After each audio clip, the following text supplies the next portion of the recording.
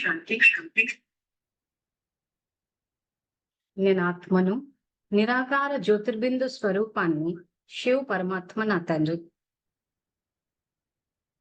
నేను ఆత్మను, శాంతి స్వరూపాన్ని, శివ్ పరమాత్మ నా తండ్రి. నేను ఈశ్వరీయ విద్యార్థిని, బాబా నాకు టీచర్. బాబా నాకు సద్గురువు, నేను మాస్టర్ సద్గురువును. శివ పరమాత్మ నాకు జీవిత భాగస్వామి, నేను శివ పరమాత్మకు జీవిత భాగస్వామిని. శివ పరమాత్మ నుండి బేహద్ పుత్రవాన్ భవ అనే వరదానాన్ని స్వీకరించి నేను జగన్మాతను అయ్యాను. జగన్మాత స్వరూపంలో పిల్లలందరి పాలన చేయటం నా కర్తవ్యం. జగన్మాత స్వరూపంలో పిల్లలందరికీ తండ్రి పరిచయాన్ని ఇచ్చి తండ్రి సమానంగా చేయటం నా కర్తవ్యం. సో పిల్లలందరినీ తండ్రి సమానంగా జ్ఞాన యోగాల ద్వారా చెయ్యాలి. సో అది ఏ రకంగా చెయ్యాలన్నది మనం తెలుసుకుంటున్నాము. సో బాబా మురళీల్లో చెప్పేటప్పుడు ఒక విషయానికి సంబంధించి 2-3 శ్రీమతాలు కనిపిస్తాయి. సో ఏ సందర్భంలో ఏది వాడాలన్నదే మనకి ఇక్కడ తెలియాలి. దానికి సంబంధించి మనము 3 మురళీల రెఫరెన్స్ గ్రూప్ లో కూడా పోస్ట్ చేశాము. సో మనము 6th February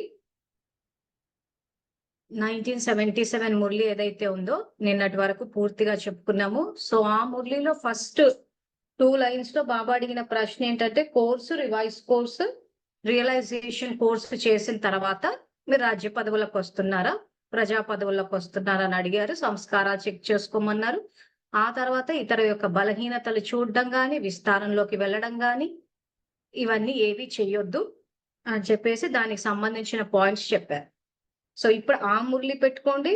ఆ తర్వాత నెక్స్ట్ 12th December 1978 మురళి నెక్స్ట్ది. సో ఇప్పుడు ఈ మురళి చదువుకుంటే ఈ మురళిలో చెప్పిన పాయింట్స్ కి పూర్తి విరుద్ధం కనిపిస్తుంది ఇక్కడ. సో బాబా ఏదైతే ఈ మురళిలో చెప్పారో, అవగుణాలు చూడొద్దు, విస్తారంలోకి వెళ్ళొద్దు,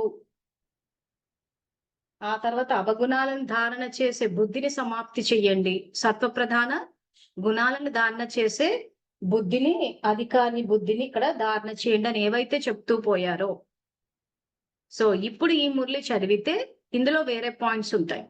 సో అవి ఏంటా అని చెప్పి నేను చదివి వివరిస్తాను. కానీ పుస్తకాలు 2 పెట్టుకోండి. పెట్టుకుంటే మనకు కంపేర్ చేసి బాబా ఏ సమయానికి ఏది చెప్తున్నాడో తెలిస్తే ఈ ముక్కల జ్ఞానం అంతా సోషల్ మీడియా ప్లాట్ఫామ్స్, ఈ వాట్సాప్ ఇట్లాంటి వాటిల్లో చూసేసి ఏదైతే బిట్లుగా తెలుసుకుని సంపూర్ణ జ్ఞానం లేకపోవడం వల్ల తప్పుడు పురుషార్థాలు చేస్తున్నారు. బాబా పెట్టిన స్టాండర్డ్స్ రీచ్ కాలేకపోతున్నారు. సో ఏదైతే స్థాపన, పాలన, వినాశనం అని చెప్తున్నారో ఈ త్రిమూర్తి కర్తవ్యాన్ని మనం ఆచరించాలి. సో కనీసం సంకల్పాలను కూడా రచించి మనము స్థాపన చెయ్యకపోతే ఇంకా పాలన, వినాశనం అన్నది ఇంకా మర్చిపోవచ్చు. సో బ్రహ్మబాబా సమానంగా ఆయన వంశంలోకి రావాలి అంటే ఈ త్రిమూర్తి కర్తవ్యాన్ని చెయ్యాలి. సో ఇప్పుడు 12th December 1978 పరోపకారిగా ఏ విధంగా అవ్వాలి, పేజ్ నంబర్ 50. ఇందులో ఈ మురళి కూడా నేను ఇంతకు ముందు కూడా చెప్పుకున్నాము, యూట్యూబ్ లో కూడా రికార్డ్ అయి ఉంది. అయినా ఇప్పుడు మనం కంపారిజన్ లో చదువుకుంటున్నాం కాబట్టి పూర్తిగా చదువుతాను. సో ఈ మురళియే కాదు, చాలా సందర్భాల్లో ఇప్పుడు ఉదాహరణకి అమృతవేళ ఉందనుకోండి, యోగము. సో అమృతవేళ, గంటల యోగము, యోగి జీవితం 3 శ్రీమతాలు కనిపిస్తాయి. తర్వాత సెంటర్లో ఉండే వాళ్ళకు ఒక శ్రీమతము, గృహస్థులో ఉండే వాళ్ళకు ఒక శ్రీమతం ఉంటది. సో ధనసేవకు సంబంధించి సొంతగా సంపాదించే వాళ్ళకు ఒక శ్రీమతం ఉంటది, అది విద్యాలయంలో టీచర్ ఉద్యోగం చేసే వాళ్ళకి ఒకటి ఉంటుంది. సో ఒక్క పాయింట్ మీద మీకు 2-3 శ్రీమతాలు కనిపిస్తాయి. సో అప్పుడు మనం ఎక్కడ ఏది చెప్పారా అన్నది మొత్తం మురళి చదివి తెలుసుకోవాలి. సో జ్ఞానాన్ని సంపూర్ణంగా తెలుసుకుంటేనే మనం ధారణ చేయగలుగుతాం. సో ఇప్పుడు ఈ మురళిలో బాబా ఏమంటున్నారంటే, గుణాల సాగరుడు, సదాదాత, సర్వశక్తివంతుడైన శివబాబా మాట్లాడుతున్నారు. ఈ రోజు ఆత్మిక పూల తోటను అనగా సదా ఆత్మిక గులాబీలు అయిన పిల్లల యొక్క సంఘటనను చూసి బాబ్దాదా ప్రతి బిడ్డ యొక్క విశేషతను చూస్తున్నారు. 3 రకాలైన విశేషతలు ఉన్నాయి. సదా తమ ఆత్మీయత యొక్క స్థితిలో స్థితులయ్యేవారు అంటే సదా వికసించి ఉన్నవారు. సో ఇప్పుడు మనం ఇలాంటివి చూసినప్పుడు మనల్ని మనం చెక్ చేసుకోవాలి, మనం ఎందులో వస్తున్నామా అని చెప్పి. ఆత్మీయత యొక్క స్థితిని అనుసరించి సదా వికసించి లేరు కానీ నిశ్చయ స్వరూపులుగా ఉన్న కారణంగా రూపం యొక్క సుందరత మంచిగా ఉంది. సో మూడవ వారు బాబాతో స్నేహం మరియు సంబంధం ఆధారంగా సగం వికసించి ఉన్నా కూడా స్నేహం మరియు సంబంధం యొక్క సువాసన భరితంగా ఉన్నారు. ఇలా 3 రకాలైన ఆత్మిక గులాబీలున్న ఆత్మిక పూల తోటను చూసి బాబ్దాదా సదా సువాసనను ఆస్వాదిస్తూ ఉంటారు. సో ఇందులో నేనెవరు అని ఇప్పుడు స్వయాన్ని చూసుకోండి. సో ఇప్పుడు ఇలాంటి ప్రశ్నలు అడిగినప్పుడు మెజారిటీ విద్యార్థులు 10 ఏళ్ల నుంచి జ్ఞానం చెప్తున్నాను కదా! ఈ 1, 2, 3 అని నంబరింగ్ ఇచ్చినప్పుడు 2లో ప్లేస్ చేసేసుకుంటున్నారు. 1, 2, 3 అన్న ర్యాంకింగ్‌లో మొదటి వారు, రెండవ రకం, మూడవ రకం అన్న దాంట్లో అటు 1లోనూ ప్లేస్ చేసుకోవట్లేదు, 3లోని ప్లేస్ చేసుకోకుండా కన్వీనియంట్‌గా సెకండ్ ప్లేస్‌లో పెట్టుకుంటున్నారు. కానీ నిజాయితీగా పరిశీలించి చూసుకోండి. చాలా మంది అసలు మూడవ కేటగిరీకొస్తారు. కొంతమంది మూడవ కేటగిరీలో కూడా రారు. ఎందుకంటే హాఫ్ కాస్ట్ బ్రాహ్మిన్స్ ఉంటారు కాబట్టి. సో నిజాయితీగా పరిశీలించుకోవాలంటే ఏం చెయ్యాలి? సో నిజాయితీగా పరిశీలించుకోవాలంటే ఏం చేయాలి? ఇప్పుడు మనం ఏదైతే ప్రవర్తన ఉందో, మన ప్రవర్తన మనకు కరెక్ట్ అనిపిస్తోంది. సో దానివల్ల ఏమవుతదంటే, ఏదైతే పురుషార్థం చేస్తున్నారో, ఏ ప్రవర్తనతోటైతే ప్రవర్తిస్తున్నారో అది కరెక్ట్ అనుకుంటున్నారు అందరూ. కానీ బాబా చెప్పిన స్టాండర్డ్స్ ప్రకారం ఉందా అన్నదే ఇక్కడ పాయింట్.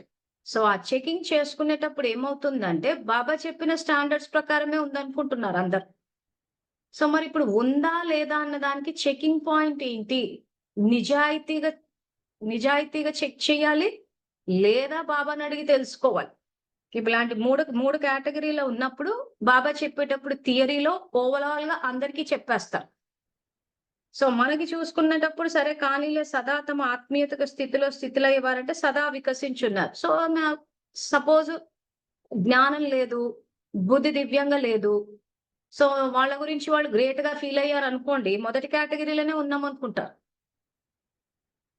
సో అప్పుడు ఏమైతది ఫైనల్ రిజల్ట్ వచ్చినప్పుడు మీరు ఫస్ట్‌లో లేరు, సెకండ్‌లో లేరు, థర్డ్‌లో ఉన్నారని అన్నాడనుకోండి. అప్పుడు ఎంత బాధ అనిపించాలి? సో అటువంటి పరిస్థితి రాకుండా మనకి ఇప్పుడే చెక్ చేసుకోవాలి. సో ఇలా బాబా 3 కేటగిరీల్లో పెట్టినప్పుడు నిజాయితీగా చెక్ చేసుకోవాలి అంటే ఏం చెయ్యాలి? మెసేజ్ పెట్టండి ఓసారి. పద్ధతి ఏంటసలు విధి? రోజు చెప్తూనే ఉన్నాను దాన్ని. మీకు తెలుసు ఆన్సరు. కానీ ఈ పరిస్థితుల్లో అది పద్ధతి, అది సంకల్పము. ఆ పద్ధతిలో చేస్తే నిజాయితీగా చెక్ చేసుకోవచ్చు అన్న విషయం మీకు తెలియాలి. ఎందుకు అడుగుతున్నాను ప్రశ్న అంటే మీ అందరికీ జ్ఞానం అర్థమైంది. కానీ ప్రాక్టికల్ లైఫ్‌లో అటు ఇటు అవుతూ ఉన్నారు. ఓకే. స్వచింతన చేసుకోవాలి. మరి స్వచింతన అన్నదే నిజాయితీగా చేయాలంటే ఏం చెయ్యాలి? కరెక్ట్‌గా నేను ఏ పొజిషన్‌లో ఉన్నాను. 1, 2, 3 పొజిషన్‌లో ఎక్కడున్నాను నేను అన్నది ఎట్లా తెలుస్తది? ఎందుకంటే మన ప్రవర్తన మనకు కరెక్టే అనిపిస్తది కాబట్టి మనం కరెక్ట్‌గానే అంచనా ఏసి మనం కరెక్ట్‌గానే నంబర్ 1 పొజిషన్‌లోనో, 2లోనో పెట్టేసుకుంటాం. కానీ అది మన అంచనా కరెక్టా కాదని మనకెట్లా తెలుస్తది? మనం అనుకుంటే సరిపోదు గదా! బాబా అనుకోవాలి గదా! సో కరెక్ట్‌గా నిజాయితీగా ఎట్లా అంచనా వేసుకుంటామో నిన్న గూడా అడిగాను ఈ ప్రశ్న.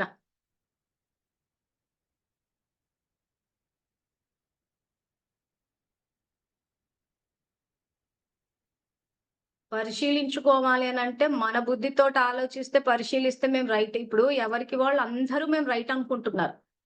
కానీ బాబా స్టాండర్డ్స్ రీచ్ అవ్వట్లేదు. బాబా చెప్పిన స్టాండర్డ్స్ ప్రకారం వెళ్ళటం లేదు. సో అది నిజాయితీగా పరిశీలించుకోవాలి అంటే ఏం చేయాలి?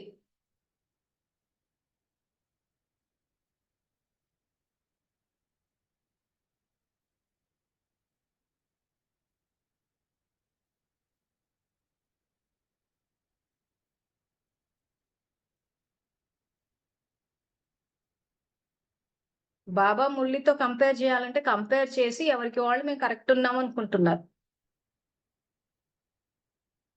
బాబాని అడిగి తెలుసుకోవాలి. మన ప్రాక్టికల్ లైఫ్ మన ఫ్యామిలీ వాళ్ళు చెప్పాలి. Check and change. ధైర్యంతో బాబాతో మాట్లాడాలి. సూపర్. మనసును పరిశీలించుకోవాలి. ఎట్లా పరిశీలించుకోవాలి?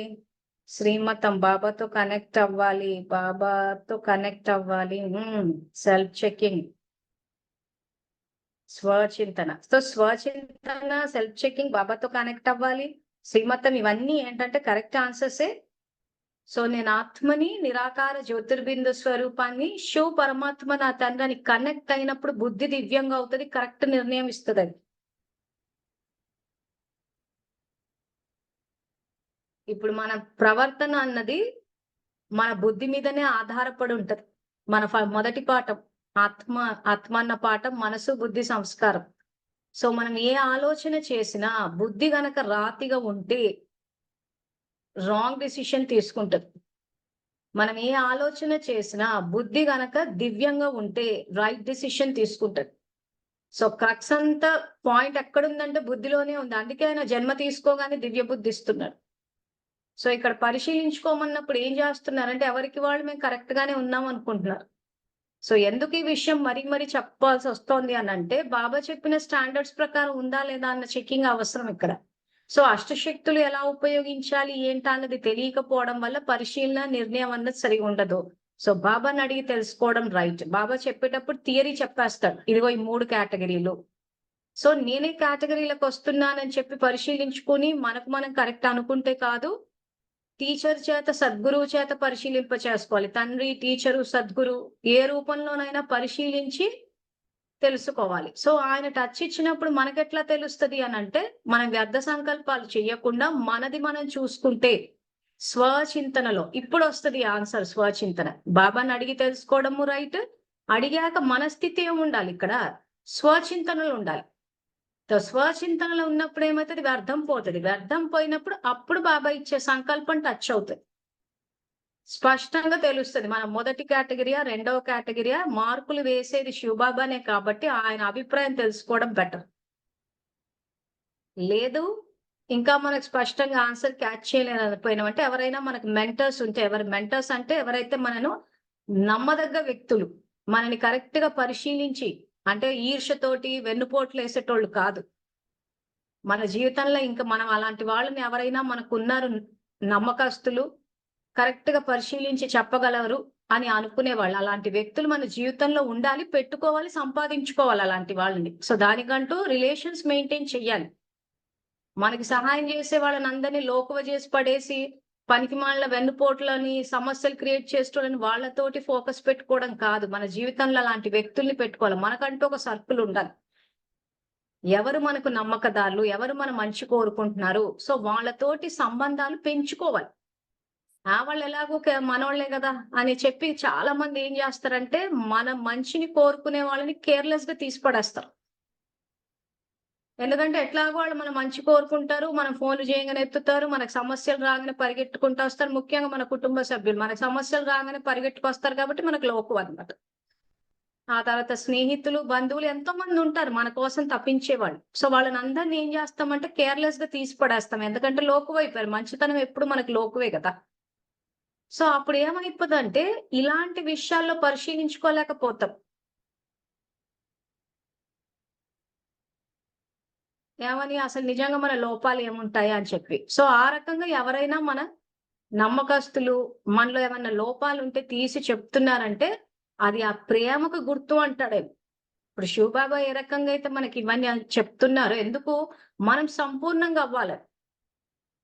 కానీ ఇక్కడ శివబాబా ఇవన్నీ చెప్తుంటే శివబాబాని కేర్ చేయం కదా. ఆయన ఎప్పుడు చెప్తాడు, ఆయన చెప్పినట్టు చేయాలంటే ఎక్కడవుతుంది? అసలు బ్రహ్మబాబా లాగా చేయాలంటే ఎక్కడవుతుంది అని అంటే అగౌరవం అది.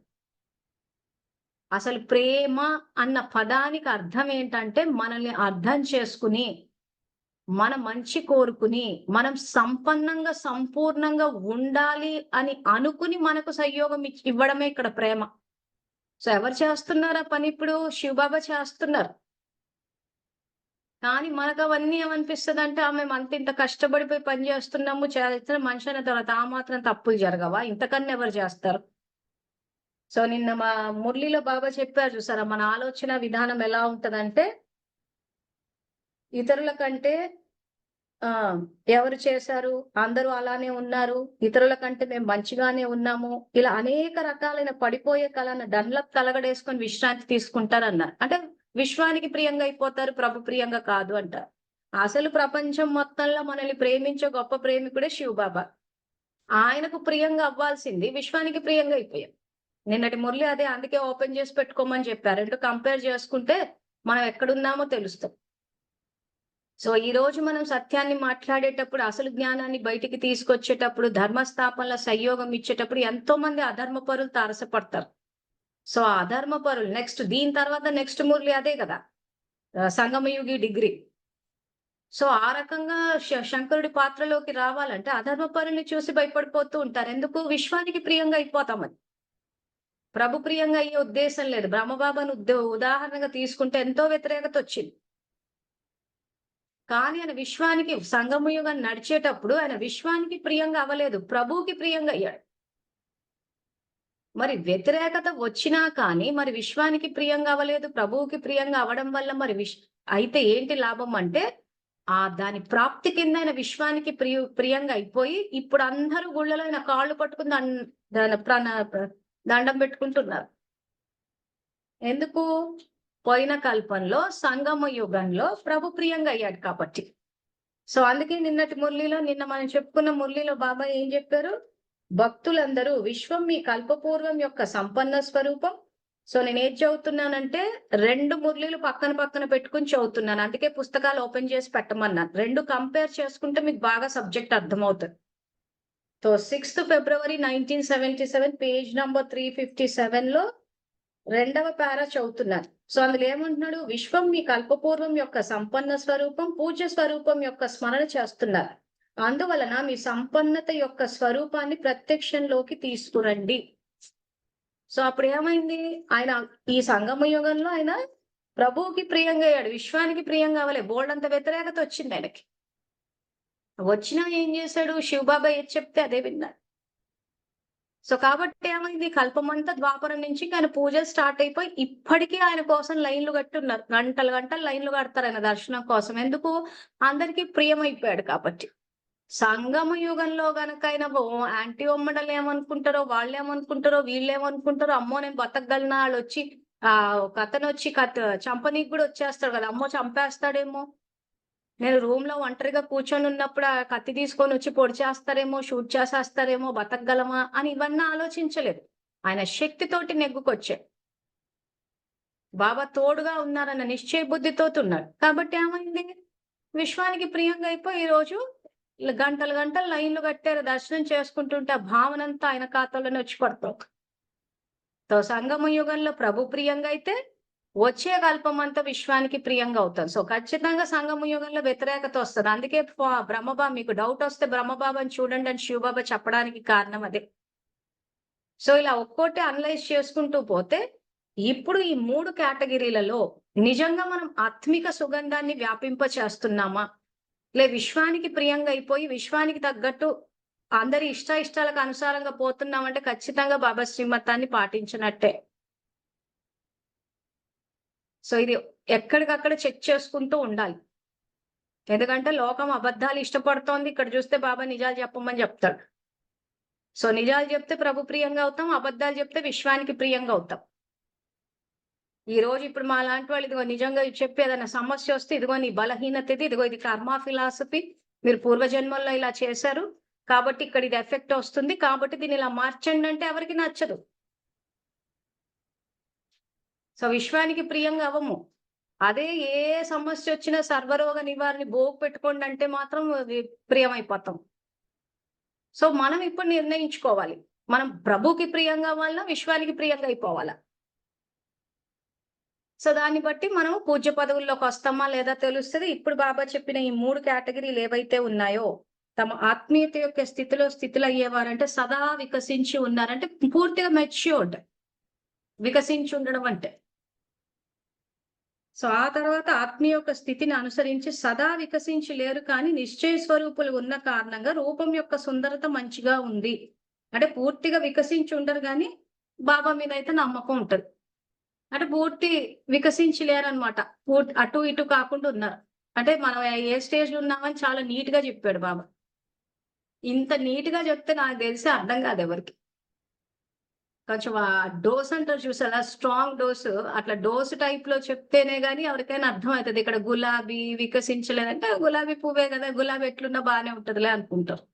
ఆయన భాష రకంగా చాలా సందర్భాల్లో పాలిష్డ్ గానే ఉంటది. ఆ తర్వాత బాబాతో స్నేహం మరియు సంబంధం ఆధారంగా సగం వికసించి ఉన్నా కూడా స్నేహం మరియు సంబంధం యొక్క సువాసన భరితంగా ఉన్నారు. ఇలా 3 రకాల ఆత్మిక గులాబీలు. అంటే స్నేహం సంబంధం ఉంది గాని సగం వికసించా అంటే పూర్తిగా తయారు విషయం చెప్తున్నారు. అంటే ఇక టోటల్‌గా ఈ నంబర్ 1 కేటగిరీయే రాజకుటుంబీకులు. ఈ 2, 3 అంతా ఔట్ ఇంకా. వికసించలేదంటే పూర్తిగా పూలా వికసించలేదు. ఎక్కడో అసంపూర్ణంగా ఉన్నారని అర్థం.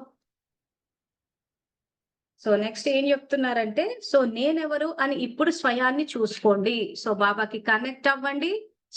స్వచింతనలో ఉండండి. పరచింతనలో ఉంటే వ్యర్థ సంకల్పాలు ఎక్కువైపోతే బాబా ఇచ్చే టచ్ మీరు క్యాచ్ చేయలేకపోతారు.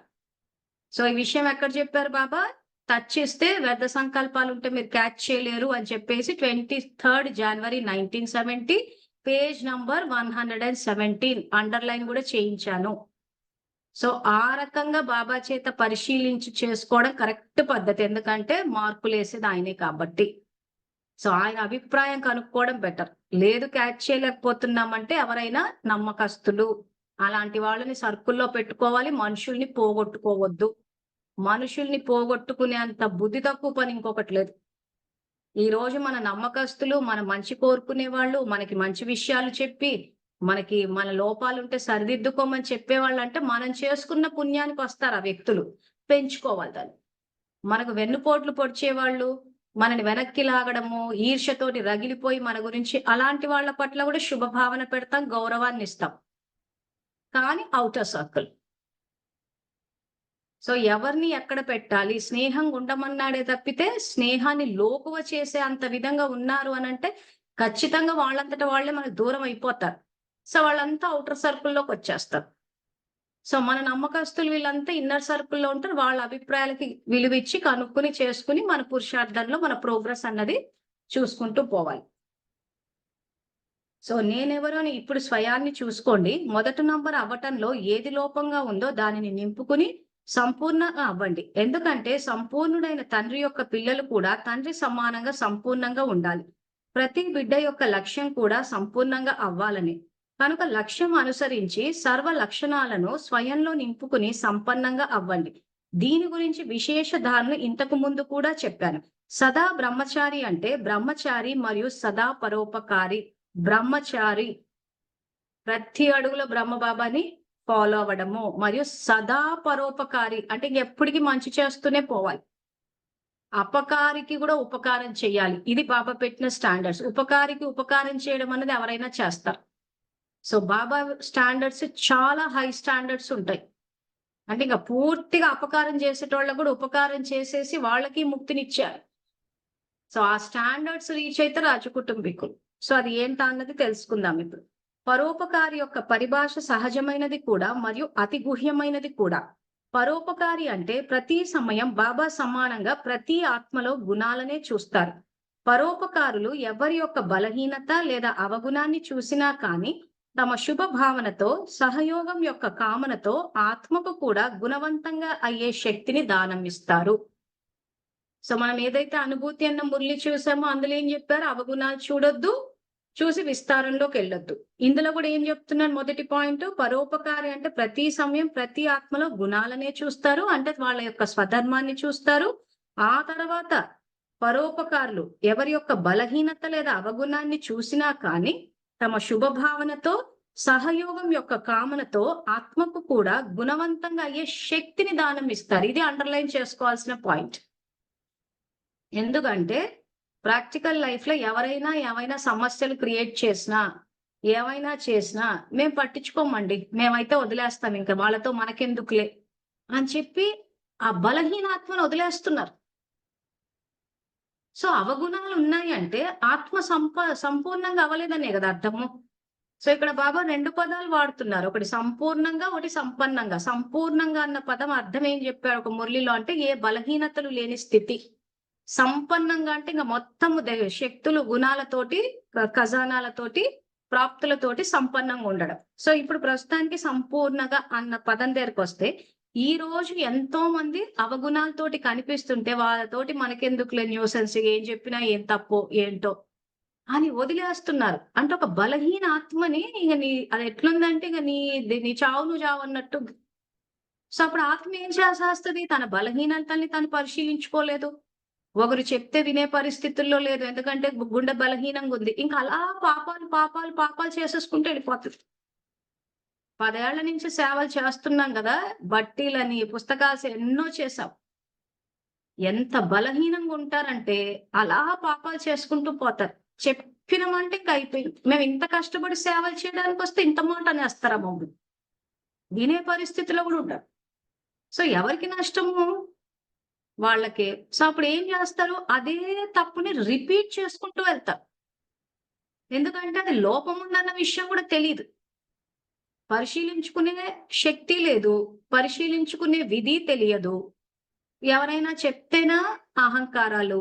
మాకు చెప్తారా? మేం గాబట్టొచ్చాం. ఇందాక బాబా అన్నాడు చూసారా? ఎవరు చేస్తున్నారు? అందరికన్నా మేము బానే ఉన్నాము. ముక్తి ఇచ్చే ఇది అనుభూతి దాంట్లో చెప్పాడు గదా! అందరికన్నా మేము బానే ఉన్నాం. ఎవరు చేస్తున్నాము? అహంకారం వచ్చేస్తుంది. అహంకారం వస్తుందన్న విషయం గూడా తెలీదు. సో అటువంటి పరిస్థితుల్లో ఉన్నప్పుడు ఇక్కడ ఏం చేయమంటున్నాడు? పరోపకారులవ్వండి. మీ శక్తిని ప్రయోగించండి అంటున్నాడు. చాలా సందర్భాల్లో వాచ పనిచేయదు. ఎందుకంటే చూస్తున్నాం గదా! విపరీతమైన అహంకారాలు. అది అహంకారం అని గూడా కనిపెట్టలేని పరిస్థితికొస్తుంది. మేం గాబట్టి సేవలు చేస్తున్నాం. మేము లేకపోతే సేవలెట్లవుతాయి?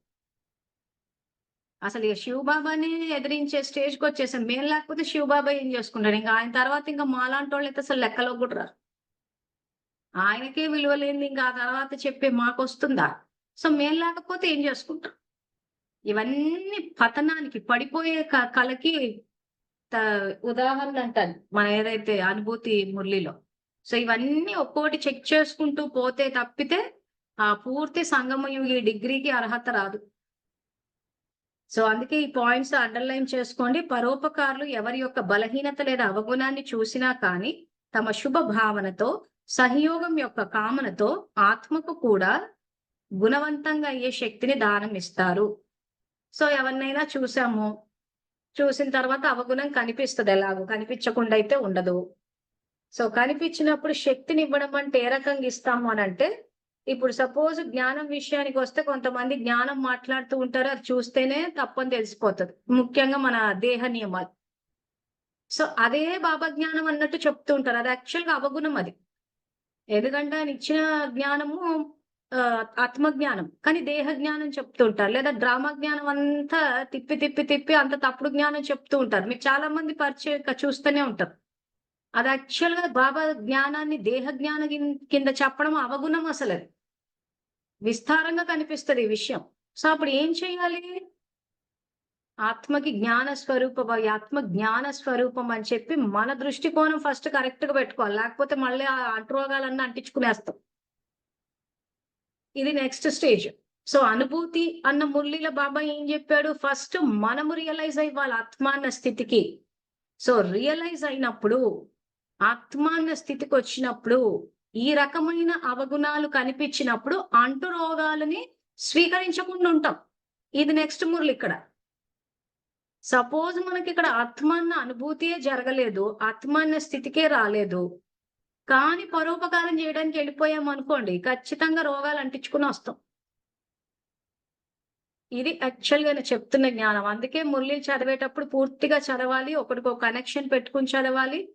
విద్యార్థుల యొక్క స్థితికి తగ్గట్టు ఆయన ఎక్స్‌ప్లెయిన్ చేస్తూ పోతాడు. సో మాకెట్లా తెలిసింది ఇవన్నీ అంటే ప్రాక్టికల్‌గా చెప్పాను గదా! 10 ఏళ్ల నుంచి సేవలు చేస్తూ ఉన్నాం కాబట్టి, ఇవన్నీ మాకు కర్మక్షేత్రంలో డౌట్‌లొచ్చాయి. సో బాబా కనెక్ట్ అయితే చెప్తారు. ఆ తర్వాత మురళిలో తెలిసింది ఇంకా మీ అందరికి చెప్పాలంటే ఇంక 3 పక్కన పెట్టి చెప్పాల్సొస్తుంది. సో నెక్స్ట్ ఈ లైన్స్ అండర్‌లైన్ చేసుకోండి. సో శుభ భావనతో ఫస్ట్ మన దృష్టికోణం కరెక్ట్ ఉండాలి వాళ్ళ పట్ల. ఆ తర్వాత సహయోగం యొక్క కామనతో. సో వీళ్ళని జ్ఞాన స్వరూపులుగా బాబా సమానంగా చెయ్యాలి అన్న శుభకామన చెయ్యాలి. చేసి ఆత్మకి శక్తినివ్వాలి. శక్తినివ్వడానికి ఏం చేస్తాము? వీళ్ళు ఆదిలో రాజవంశీయులు. ప్రస్తుతం బ్రహ్మవంశీయులు మాస్టర్ సర్వశక్తివంతులు. యాక్చువల్‌గా ఆత్మకు జ్ఞానమే లేదు.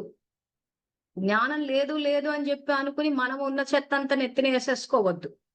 సో, ఇక్కడ ప్రాక్టికల్ లైఫ్‌లోకి ఎలా తీసుకొస్తాం? అవగుణాన్ని చూసినా కానీ శుభభావన, ఒరిజినాలిటీ చూడడం శుభభావన అంటే సహయోగం యొక్క కామనతో. ఇప్పుడు నేను సంయోగం ఇవ్వాలంటే ఆత్మ యొక్క స్థితిని పెంచాలి. ఆత్మ బుద్ధి బంజరు భూమిగా ఉంటే దాన్ని సమర్థ భూమిగా తయారు చేసి అప్పుడు బీజాలు నాటాలి. ప్లస్ నాడి చూడాలన్నాడు. సో, అప్పుడు ఏం చేయమన్నాడు? ఓ మనిషి నా గుండె గట్టిగా చెయ్యాలి అనంటే వీళ్ళు ఆదిలో రాజవంశీయులు, ప్రస్తుతం బ్రహ్మవంశీయులు, మాస్టర్ సర్వశక్తివంతులని చెప్పి వాళ్ళ పట్ల శుభ భావనతో చూసి వీళ్ళని బాబా సమానంగా జ్ఞాన స్వరూపాలుగా చెయ్యాలన్న శుభకామన పెట్టుకుని సందర్భం చూసి అప్పుడు చెప్పాలి. మనం వాచ ద్వారా చెప్తే వినలేని పరిస్థితులు ఉన్నప్పుడు ఏం చేయాలంటే ఏ మురళిలో ఏదుందో మనకు తెలుసు కాబట్టి ఆ మురళి ఫార్వర్డ్ చేసి అమ్మ చదువుకోండి అని చెప్పాలి. ఎందుకంటే ఈ రోజుల్లో అందరికీ మురళీలు అర్థమవుతున్నాయి. సో, మనం చెప్తే కోపాలొస్తాయి. సో, అందుకే బాబాని మధ్యలో పెట్టేశారు. పెట్టేసి ఇదిగో ఈ మురళీలు చదువుకో అని చెప్పేశారు. చెప్తే ఒకవేళ బాబా మురళీలు చదువుకుని అర్థం చేసుకుంటే సరే, లేదు మేము అలాగే అహంకారంలో బతికేస్తాము. అహంకారంలో బతుకుతాం, అహంకారంలోనే పోతాము అనంటే ఇక అది వాళ్ళ నిర్ణయం అది. సో, మన వైపు నుంచి మాత్రం మనము జ్ఞానం అన్నది నాకు తెలిసి ఉత్తమమైన పద్ధతి ఏంటి అనంటే ఎవరికైనా అహంకారం గాని అర్థం చేసుకునే పరిస్థితి లేదు. చిన్న బుద్ధులు అంటారు చూసారా? అలాంటోళ్ళకంతా మనం చెప్తే వింటారు అని అనుకుంటే చెప్పేయొచ్చు. అరే అక్క మా మంచి కోసమే చెప్తుంది. ఇదిగో ఇలా ఉంటానంటే తెలిసిపోతది అలాంటి చెప్పేయొచ్చు. అలాంటి వాళ్ళు కాదు అంటే మురళీలు ఫార్వర్డ్ చేసేయడం. చేసి మురళి చదువుకోమని చెప్పేయడమే. ఇంకా ఆ తర్వాత వాళ్ళు చదువుకుని పరివర్తన అయితా అంటే మరీ మంచిది. లేదు మేము ఇలాగే బతికేస్తాం అహంకారంలో ఎవరిని కేర్ చేయము. మేమేంటి కేర్ చేసేది? ఆ మాత్రం మేము చేసుకోలేమా? సంఘటనలు ఉండడానికి కూడా ఇష్టపడరు. పరివారంతో కలిసి నడవాలి, ఒకటై నడవాలి అంటాడు. అలా ఎవరు ఇష్టపడరు సాధారణంగా. ఎందుకంటే అంత మాకే తెలుసు కాబట్టి. మేము చేసుకోలేమా ఈ మాత్రం?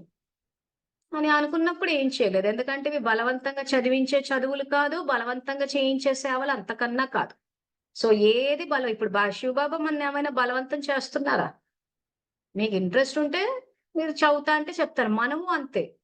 ఈ పాయింట్ కూడా అందరూ రాసుకోండి. ఎందుకంటే చాలా మంది అలజడిలోకెళ్ళిపోతుంటారు. చెప్తుంటే వినట్లేదు, చెప్తుంటే వినట్లేదు అని చెప్పి అలజడిలోకెళ్ళిపోతారు. కొత్తలో మాకు అనిపిచ్చేది గానీ తర్వాత పుస్తకం ఈ మురళీలు చదివాక అనిపిచ్చింది ఇది బలవంతంగా చదివించే చదువు కాదు అని.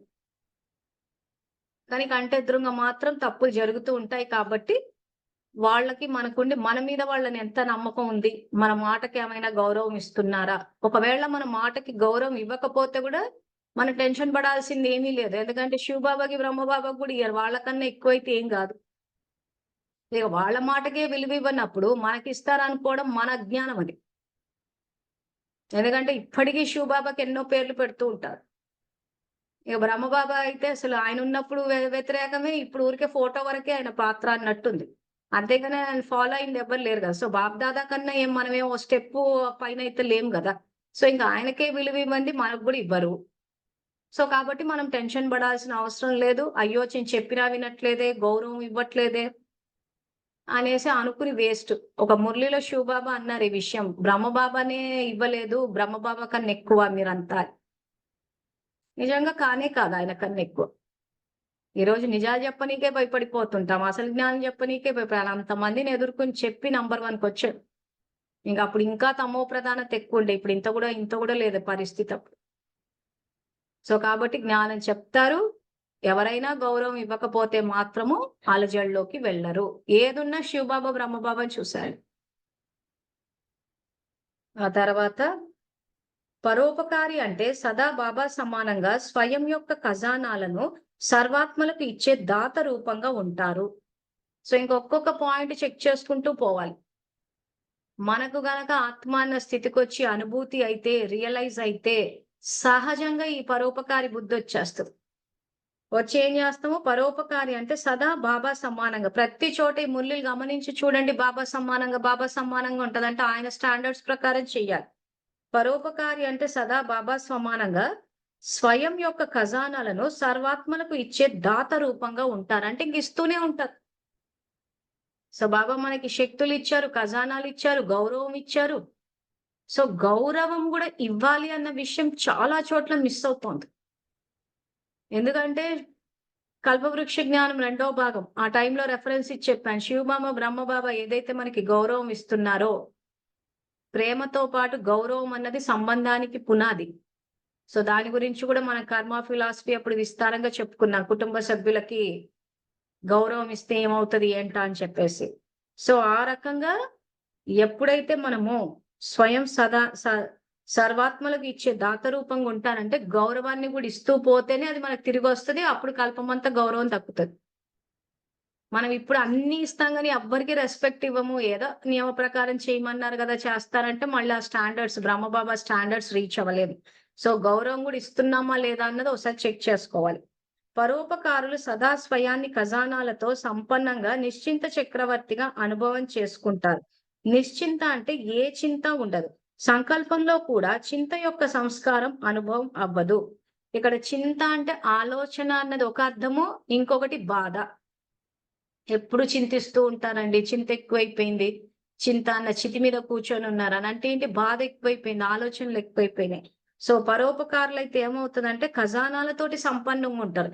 సంకల్పాల ఖజానా, శక్తుల ఖజానా ఇవన్నీ ఖజానాలు ఉన్నప్పుడు ఇంక చింతకు అవసరమే లేదు. ఎందుకంటే సంకల్ప శక్తిని ప్రయోగిస్తాం. తర్వాత పరోపకారి అంటే సదా విశేషంగా తమ మనస్సు అనగా సంకల్ప శక్తి ద్వారా, వాణి శక్తి ద్వారా, తమ సాంగత్యం యొక్క రంగు ద్వారా, సంబంధం యొక్క స్నేహం ద్వారా, సంతోషం యొక్క తరగని ఖజానా ద్వారా అఖండ దానం చేస్తూ ఉంటారు. అంటే ఖండించడం అన్నది ఉండదు. ఇంక ఇస్తూనే ఉంటారు. ఏ ఒక్క సంకల్పం కూడా వృధాగా పోదన్నమాట. ఏ ఆత్మ వారి సంపర్కంలోకి వచ్చినా కానీ సంతోష ఖజానాతో సంపన్నమై వెళ్తారు. అటువంటి అఖండ దానిగా ఉంటారు. హ్మ్. సో, ఇది ఒక్కొక్క పాయింట్ చెక్ చేసుకుని స్టాండర్డ్స్ పెంచుకుంటూ పోవాలి. విశేష సమయంలో సదా సంపర్కంలో ఉండే కొద్దిమంది ఆత్మలకే దానిగా ఉండరు. సర్వుల కొరకు సదా మహాదానిగా ఉంటారు. సో, కొంతమంది ఏంటంటే నచ్చినోళ్ళకి ఇచ్చుకుంటారనమాట అంతే. విశేష సమయంలో లేదా సంపర్కంలో ఉండే కొద్ది మంది ఆత్మలకే ఉంటారు. అట్లా ఉండడం కాదంటున్నాడు. పరోపకారం అంటే అందరికి ఇవ్వాలి. సో, నా దగ్గర జ్ఞానం ఉంది అంటే అందరికి ఇవ్వాలి. అది అనుకూల వర్గమా, వ్యతిరేక వర్గమా అని కాదు. ఎవరికైనా అదే జ్ఞానం చెప్పాలి. నాకు నచ్చినోళ్ళకి చెప్తాము. వాళ్ళకి చెప్తే అమ్మో! వాళ్ళు మళ్ళీ అపోజ్ చేస్తారు. వాళ్ళు మళ్ళీ ఆర్గ్యుమెంట్లు చేస్తారు. వాళ్ళు మళ్ళీ ఒప్పుకోరు. అని ఇన్ని మాటలు అనుకుని ఆగిపోయినామంటే అసలు మనలో వాచాశక్తి లేనట్టే గదా! నాకు నచ్చినోళ్ళని కూర్చోబెట్టి చెప్పుకుంటే వాళ్ళు నోరు మూసుకొని వింటారు కాబట్టి నేను వాళ్ళకి చెప్తాను గానీ, నేను వ్యతిరేక వర్గానికి చెప్పను అనంటే మనలో వాచాశక్తి లేనట్టే. సో, మన శక్తిని పెంచాలి. జ్ఞానమన్న చదువుకి యోగమన్న పదును పెడితే అనుకూల వర్గము, వ్యతిరేక వర్గం అనుకూల వర్గం ఎలాగో వింటదనుకోండి. వ్యతిరేక వర్గం గూడా ఒప్పుకోవాలి. వ్యతిరేక వర్గాన్ని ఒప్పిస్తే మనలో శక్తి ఉన్నట్టు లెక్క. మనం వ్యతిరేక వర్గానికొచ్చేసరికి అబ్బా! వాళ్ళతోటి ఏం చెప్తాం ఆర్గ్యుమెంటు. వాళ్ళకెళ్లి చెప్తే మళ్ళీ వంకర పార్టీలంటారు. వాళ్ళు మన్మతాలంటారు, డిస్సర్వీస్‌లంటారు అని చెప్పి ముందే మనమే ఫిక్స్ అయిపోయి, మేము వ్యతిరేక వర్గానికి చెప్పము. సో, ఏ కేటగరీలకొచ్చినట్టు బ్రహ్మబాబా కేటగరీలకైతే రాలేదు. బ్రహ్మబాబా వ్యతిరేక వర్గానికి కూడా చెప్పించి ఒక స్టేజ్‌లో ఒప్పించాడు గూడా. సో, మనం అలాగే చెయ్యాలి. సో, విశేష సమయంలో లేదా సంపర్కంలో ఉండే కొద్దిమంది ఆత్మలకే దానిగా ఉండరు. సర్వుల కొరకు సదా మహాదానిగా ఉంటారు. పరోపకారులు స్వయం సంపన్నంగా ఉంటారు కనుక ఏ ఆత్మ నుండైనా ఏదైనా తీసుకోవాలనే కోరిక ఉండదు. సో, ఏ ఆత్మ నుంచి ఏది తీసుకోము, సేవ కూడా తీసుకోము. మనకి ఈరోజు చదువు అంటే ఈ రకంగా సంయోగము ఇవన్నీ నడుస్తూనే ఉంటాయి గానీ, వీలైనంత మటుకు ఒక స్టేజ్ దాటిపోవాలి. ఇప్పుడు మనం ఇందాక ఫస్ట్ చదువుకున్న మురళి అనుభూతి, ఆత్మ అన్న స్థితి. సో, ఆ స్థితిలో ఏమవుతదంటే కాస్త ఫ్లక్చుయేషన్స్ ఉంటాయి కాబట్టి, కొంత సంయోగం తీసుకుంటాము, కొంత సేవలు ఇవన్నీ నడుస్తాయి. కానీ, నిజంగా ఆత్మ అన్న స్థితికొచ్చేసాము అనంటే మాత్రము, ఇంకా ఆ స్థితిలో మనం ఎవ్వరి నుంచి ఏది తీసుకోం. ఇది చెకింగ్ పాయింట్ మనం ఆత్మ అన్న స్థితిలో ఉన్నామా లేదా అని. సపోజ్ మనకు ఒంట్లో బాలేదనుకోండి, ఒంట్లో బాలేకపోయినా ఏమవుతది ఆత్మ అన్న స్థితిలో ఉంటే ఎవ్వరి నుంచి సేవ తీసుకోం. ఎందుకంటే అధికారి ఆత్మలం అయిపోయి ఉంటాం కాబట్టి మన సేవ మనమే చేసుకుంటాం. సో, ఆ సమయానికి ఏ సంకల్పాలు ఇచ్చుకోవాలి? ఏ రకంగా మనలో శక్తి నింపుకోవాలి? ఏ రకంగా ఏ మందేసుకోవాలి? శరీరానికి ఎలా ఇచ్చేసుకోవాలని మన సేవ మనమే చేసేసుకుంటాం. ఇతరుల నుంచి తీసుకుంటున్నాము అనంటే, మనం ఆత్మస్థితి తీసుకునే స్థితిలో ఉన్నాము అనంటే, మనం ఆత్మిక స్థితులు అంటే అనుభూతి రియలైజ్ అవ్వలేదని అర్థం. ఎందుకంటే మన రోజు ఒంట్లో బాలేదని చెప్పి మనమే ఇంకా అందరి నుంచి సేవలు చేసుకుంటూ పోతున్నామంటే ఇంక స్వసేవ ఏమున్నట్టు? స్వసేవనే చేసుకోలేకపోయినప్పుడు ఇంక ఇతరుల సేవ ఏం చేస్తాము? సో ఇతరుల నుంచి సేవ తీసుకుంటున్నారంటే అసలు సేవాదారులే కాదు అంట. లాస్ట్ 6 మంత్స్‌లో ఒక దగ్గర కూడా చెప్పాను. ఆ మురళిలో ఒక్కసారి తనువు, మనసు, ధనమద మురళింది అక్కడెక్కడో చెప్పాడు ఈ పాయింట్. కానీ సేవలు చేసే వాళ్ళకి ఏమనిపిస్తది? మేము అన్ని సేవలు చేస్తున్నాం అనిపిస్తది. కానీ బాబా స్టాండర్డ్స్ అందుకే రీచ్ అవ్వలేదంటారు. ఎందుకంటే సేవలు తీసేసుకుంటూ ఉంటారు. ప్లస్ మేమే జేయాలన్నా. మేము జేస్తుంటే అందరూ కూర్చొని ఎంజాయ్ జేస్తారా? కలియుగి సంస్కారాలు. సో, వచ్చిన అవకాశం అది. ఎంత చేస్తే అంత సంపాదన. మనం ఈరోజు సేవలు చేస్తుంటే అవతల వాళ్ళు సుఖపడుతూ ఉన్నారంటే, అంటే మేం జేస్తే ఆళ్ళు కూర్చొని ఉంటారా అని ఆలోచిస్తున్నారు. కలియుగి సంస్కారాలు. నేను చేస్తూ ఉంటే అవతల వాళ్ళు సుఖపడుతున్నారంటే, ఆ సుఖమంతా వచ్చి నా ఖాతాలో పడిపోతది. పదమాపదం వచ్చి పడతది. ఈ పాయింట్ చాలా మంది మిస్ అవుతున్నారు. ముఖ్యంగా వంటలు చేసే దగ్గర నుంచి చూస్తున్నాను గదా! 10 ఏళ్ల క్రితము నేను స్టార్ట్ చేసినప్పుడు గూడా, కొన్ని చోట్ల సేవలకెళ్ళినప్పుడు, ఆ వంట చేసే దగ్గరకొచ్చేసరికి ఆడవాళ్ళయన్నీ ఇవే కిచ్, కిచ్, కిచ్, కిచ్ నడుస్తూనే ఉంటాయి. నేనే చెయ్యాలనా? నేను చేస్తే ఆళ్ళు కూర్చుంటారా? మేమే ఎందుకు చెయ్యాలి? అంటే మేమేనా అన్ని చేయడానికి? ఈ ఆడవాళ్ళు ఉన్న చోట అంతా కిచ్, కిచ్ నడుస్తూ ఉంటది. ఎందుకు? మనం సేవ చేస్తూ ఉంటే అవతలోళ్ళు సుఖపడితే సుఖమొచ్చి తిరిగి మన ఖాతాలో పడతదన్న విషయం తెలీదు. ఏంటో ఏమి చేయకుండా మేము అలా సుఖపడిపోవాలి. ఇప్పుడే సుఖపడిపోవాలి సంగమంలో. సంగమ యుగం సేవ చేసే యుగం గదా! సో మేము అలా కూర్చుంటే అందరూ మాకు తెచ్చి అన్ని చేతికివ్వాలన్నమాట. చేతికి ఎవరైనా వచ్చి మనం అలా కూర్చునుండి అన్ని మన చేతికి అందిస్తే దీనికి మనం పెట్టుకున్న పేరేంటంటే సుఖం. ఎందుకంటే అన్ని చేతిలోకొచ్చేస్తున్నాయి గదా! తిండి ప్లేట్‌లో తిండితో సహా చేతికొచ్చేస్తుంది. అన్నొచ్చేస్తున్నాయి. సో ఇది సుఖం. నేనిప్పుడు సుఖపడాలి. ఎందుకంటే మేము బాగా కష్టపడిపోయాం. సో అప్పుడేమవుతుంది? సగం యుగంలో సుఖాన్ని అనుభవించేస్తున్నాం. ప్రత్యక్ష ఫలాన్ని స్వీకరించేసాం. భవిష్య ఫలం ఏం మిగులుతదంటాడు. సో ఈరోజు అవకాశం వచ్చింది అనంటే చేస్తూ వెళ్ళిపోవడమే అసలు. ఇంకా మన ఎంటున్న సేవదాలు నేనెందుకు జేయాలా? నేనే జేయాలంటే ఇంకా మరీ మంచిది. ఇంకా చేసుకుంటూ వెళ్ళిపోవచ్చు. ఎందుకంటే సేవా అవకాశాలు నా వ్యక్తిగత అనుభవం ప్రకారం అంత సులభంగా రావు. నేను మొదట్లో 10 ఏళ్ల క్రితం జ్ఞానంలోకొచ్చినప్పుడు సేవలు చేద్దామంటే నాకు అవకాశాలు రాలేదు. సో దాని విలువేంటో నాకు తెలుసు. కానీ రూల్ ఏం పెట్టాడంటే ధారణలో మొదట నేను, సేవలో మొదట మీరు అన్నారు. సో నాకెట్లా అవకాశాలు రాలేదో, తర్వాత నేను నా అంతట నేను స్టార్ట్ చేశాను. తర్వాత నేను సేవలు పెట్టినప్పుడు అవకాశాలు ఇవ్వాలి. అంటే ఉంది మురళిలో. బ్రహ్మబాబా ఏ రకంగా అయితే ఆయన చేయగల శక్తి సామర్థ్యాలున్నా అందరిని ముందు పెట్టాడు. ఎందుకంటే అందరికి పుణ్యం సంపాదించుకునే అవకాశం ఇవ్వాలి కాబట్టి. ఒక మురళినే ఉంది దాని మీద. ధారణలో మొదట నేను, సేవలో మొదట మీరు అని. సో అన్ని దాత స్థితి, పరోపకారి స్థితి, అందరికి పుణ్యాన్ని పంచుకునే స్థితి ఇవన్నీ ఫస్ట్ మనమే ధారణ చేయాలి. సో ఆ రకంగా చేసి అందరికీ అవకాశం ఇవ్వాలి. అలా ఇచ్చినప్పుడు గూడా సమస్యలొస్తాయి. వచ్చినప్పుడు బాబా సలహాలింక. అంటే మనమేదో సుఖపడిపోతున్నట్టు, ఆళ్ళేదో కష్టపడిపోతున్నట్టు ఇగ ఒక రకమైన కిచకిచ గాదు ఈ ఆడోళ్ళది. అంతులేని కథలన్నట్టుంటాయి. అవన్నీ కంప్లెయింట్లు వింటూ ఉంటే అబ్బా! ఎందుకు అసలు వీళ్ళెందుకొచ్చారా సేవలకు అనిపిచ్చిన సందర్భాలున్నాయి నాకు. సేవాదాలు రమ్మంటే రాకపోవడము, ఆ కూరగాయల కటింగ్ దగ్గర ఒక సమస్య, ఈ చేసే వాళ్ళకంత పనెక్కువైపోయేసరికి చికాకులొచ్చేయడము. అరే! ప్రాప్తి వస్తుందని ఒకసారి ఒక అక్కయ్య చికాకు పడితే కూడా చెప్పాను. "అక్కయ్య అట్లా చికాకు పడకండి. సేవ అవకాశం అది. మీ వల్ల అందరూ సుఖపడితే సుఖమంతా మీ ఖాతాలో పడిపోతది" అనంటే, ఎలా ఆలోచిస్తుందంటే, ఓహో! మా చేత పని చేయించడం కోసం అని చెప్పేసి జ్ఞానం పాయింట్ చెప్తున్నారు ఈళ్ళనుకుంటూ. అంటే మంజులక్కయ్య జ్ఞానం పాయింట్ చెప్పి తెలివిగా మా చేత పని తీసుకుంది. మేము చేసుకోలేకనా? మనుషుల్ని పెట్టి మేము చేయించలేమా? సో, ఆ టైంకి జ్ఞానం పాయింట్ చెప్తే నోరు మూస్తా. అప్పుడు బాబానడిగితే చెప్పాడు. నాడి చూసి చెప్పాలి. బలహీనంగా ఉన్నారు ఆత్మలని 10 ఏళ్ల క్రితం చెప్పిన పాయింట్ ఇది బాబాము. మాకేమనిపిచ్చేది, అయ్యో! వీళ్ళకి ఇంత మంచి సేవా అవకాశం వచ్చినప్పుడు అందరిని మనం చేస్తుంటే అందరూ సుఖపడుతున్నారంటే, సుఖం యొక్క ఖాతా మన పదమాపదం పడిపోతది గదా! సో, సంగమంలో ఆ రకంగా సేవలు చేసుకొని ఒకవేళ అలసట అనిపించినా, ఎక్కువైపోయినా ఖాతా జమ అయితది గదా! సో, ఈరోజు మనం చేయడం వల్ల అందరూ సుఖపడి, ఆ సుఖమంతొచ్చి పదమాపదం మన ఖాతాలో పడితే కల్పమంతా కూర్చొని సుఖపడొచ్చు కదా! సో ఇప్పుడు విశ్రాంతి తీసుకుంటే అక్కడ విశ్రాంతినిచ్చే వాళ్ళు అవుతారంటాడు. ఇక్కడే మేము సుఖపడిపోతాం అంటున్నారు. ప్రత్యక్ష ఫలం తీసేసుకుంటున్నారు. అప్పుడు ఏమవుతది? కల్పం అంతా కష్టపడాల్సొస్తది.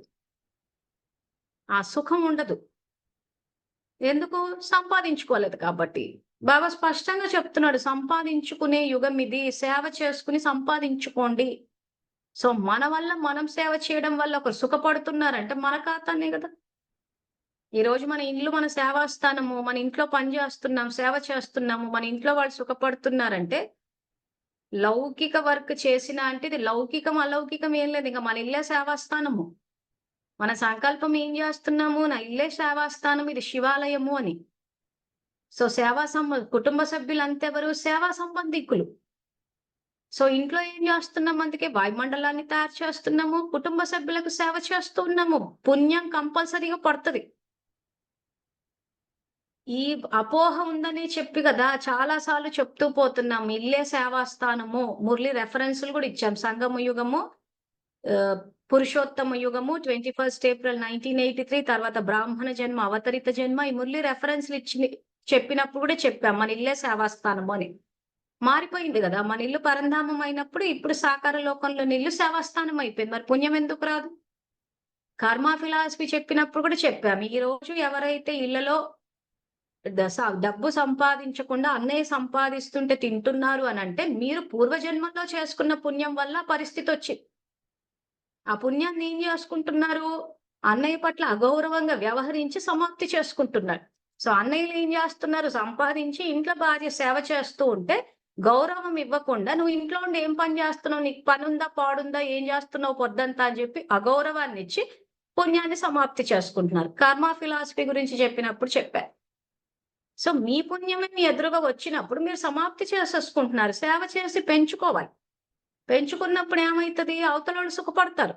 ఆ సుఖమంతా పదమాపదం మీ ఖాతాలోకొచ్చేస్తది. సో, ఇప్పుడు సంగమ యుగం చేసుకుంటే 20, 84 జన్మలకు సుఖపడొచ్చు. అంటే చేసి పెట్టేవాళ్ళుంటారు మనకి.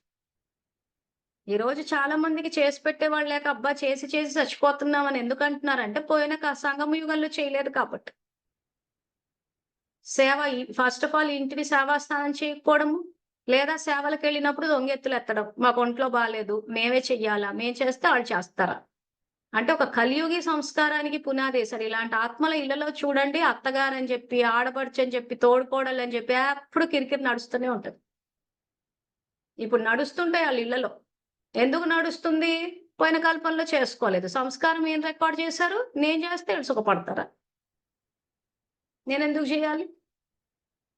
సో, నేను చేస్తే వీళ్ళు సుఖపడతారు. నేనెందుకు చెయ్యాలి అన్న ఆలోచన విధానం ఏ ఆత్మల్లో అయితే ఉంటారో వాళ్ళంతా ఈ అత్త, ఆడపడుచు, తోడికోడళ్ళ రూపంలో వచ్చి కూర్చుంటారు. ఇంకా అంతా ఫైటింగులు చేసుకుంటూ ఉంటారు. అంతే ఇంకా డ్రామా అసలింకా హరహర అన్నట్టుంటది. ఇంక అప్పుడు మాకు ఫోను చేస్తే అప్పుడు పూర్వజన్మ కాన్సెప్ట్ అంతా బయటికి తీస్తామమ్మ. మీ ఆలోచన ఇది ఉంటది. అటువంటి ఆత్మలే వస్తారు. అదే నేనిప్పుడు సంగమంలో సేవ చేస్తూ పోతున్నాననుకోండి, నా ఆలోచనలు ఎవరితోటైతే మ్యాచ్ అవుతాయో, వాళ్ళు నా కుటుంబ సభ్యులుగా వస్తారు. సో, నేను సేవ చేస్తాను, ఆళ్ళు చేస్తారు. సమస్యేముంది?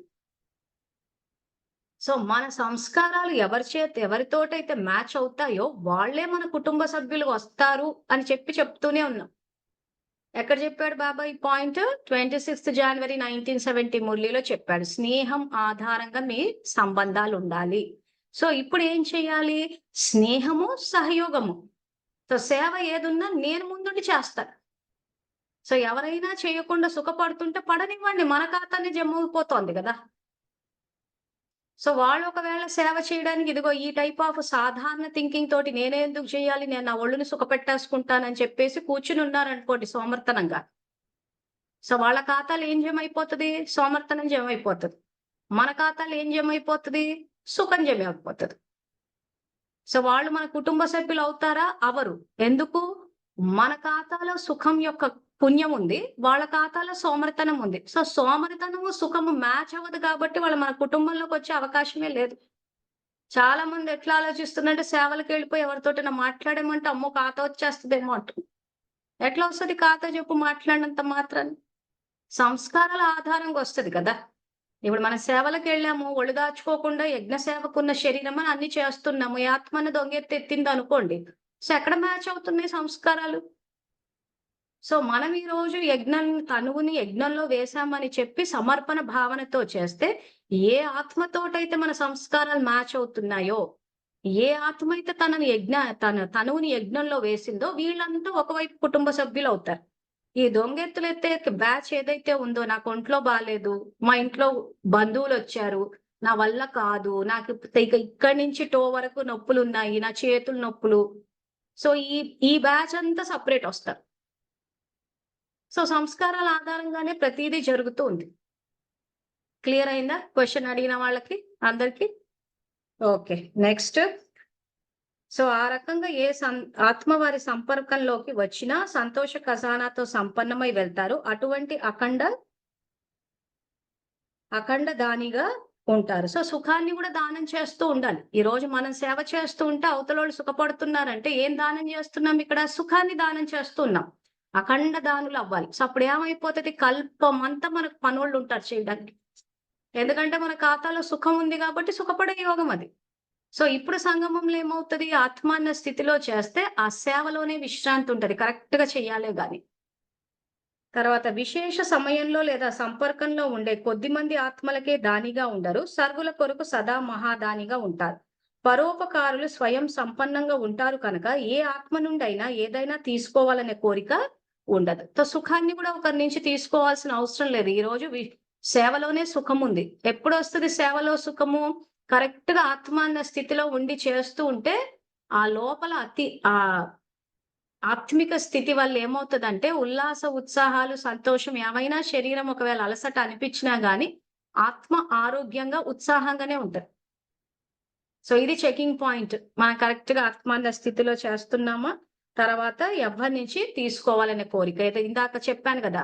మన ఒంట్లో బాలేకపోతే మన సేవ మనం చేసుకుంటాం అంతే. ఇంకా వీలైతే అందరికీ చేస్తాం. అంతేగాని మన రోగాలన్నీ అందరికీ చెప్పేసి అందరి చేత సేవలు తీసేసుకోవడం కాదు. అది సేవాదారుల లక్షణాలే కావు. పరోపకారి లక్షణాలు అంతకన్నా కాదు. సో, వీరు చేస్తే నేను చేస్తాను. వీరు మారితే నేను మారతాను. కొంచెం వారు మారితే కొంచెం నేను మారతాను. ఆ ఆత్మ యొక్క విషయం పరివర్తన అయితే నేను 10 విషయాలలో పరివర్తన అవుతాను. ఇలా సంకల్పంలో కూడా రాదు. ఇటువంటి భావనలు పెట్టుకునే వారిని పరోపకారి అని అనరు. సో, మీ ఆలోచన విధానాన్ని చెక్ చేసుకోండి. ఇలాంటి ఆలోచనలు ఏమైనా చేస్తున్నారా? వారు చేస్తే ఇందాక చెప్పాను గదా! సేవలకొచ్చేసి వంట పని చేసే దగ్గరైతే ముఖ్యంగా ఆడవాళ్ళ మధ్యలో ఈ కిరికిరే కనిపిస్తది. ఏమంటే వీళ్ళు చేస్తే నేను జేస్తా. అన్ని 10 పనులు నేనే జేయాలంటే ఎక్కడైతారు వాళ్ళు? కనీసం ఒక పని జేస్తేనన్నా నేను ఒక 10, 9 పనులన్నా జేస్తాం గదా! మొత్తం 10 నేను జేయాలంటే అన్నీ మా నెత్తికే వచ్చేస్తాయో ఏమో! చేస్తూ పోతే అందరు నెత్తిన ఏసేసుకుంటారు. అందరు కూర్చొని రెస్ట్ జేసుకొని కబుర్లు చెప్పుకుంటూ ఉంటారు. ముచ్చట్లాడుకుంటుంటే మేము పిచ్చి మోకాల్లా కూర్చొని పని జేయాలనా అంటున్నారు. అసలు ముచ్చట్లాడుకున్నోళ్ళే పిచ్చి మోకాలు. పని జేసేటోళ్ళే తెలివైనోళ్ళు. ఎందుకు? సంగమ యుగం గాబట్టి. సంగమ యుగం సేవ చేసుకునే యుగం. సేవ చేసుకునే యుగంలో కూర్చొని ముచ్చట్లు పెట్టుకుంటాం, నిద్రలు పోతాం అనంటే, అది తెలివైన పనా? అది పరోపకార లక్షణాలా? సో, అందుకే మీరు చేస్తే నేను చేస్తాను. వీరు మారితే నేను మారతాను. కొంచెం వారు మారితే కొంచెం నేను మారతాను. వాళ్ళు కొంచెం జేస్తే నేను జేస్తాను. ఈ రకంగా ఆత్మ ఒక విషయం పరివర్తన అయితే నేను 10 విషయాల్లో పరివర్తన అవుతాను. ఇలా సంకల్పంలో కూడా రాదు. ఇటువంటి భావనలు పెట్టుకునే వారిని పరోపకారి అని అనరు. సో, సమయం 9:30 అయింది.